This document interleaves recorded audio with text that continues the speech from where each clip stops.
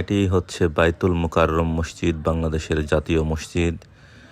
এখানে ঢোকার পরে দেখুন মসজিদে ওযু করার সিস্টেমটা সম্পূর্ণ ব্যতিক্রমধর্মী। এইখানে এই পাশটায় এই সিস্টেমটাই আছে, আর ওইদিকে কি আছে দেখি নাই, বেশ ভালোই লাগছে এটি।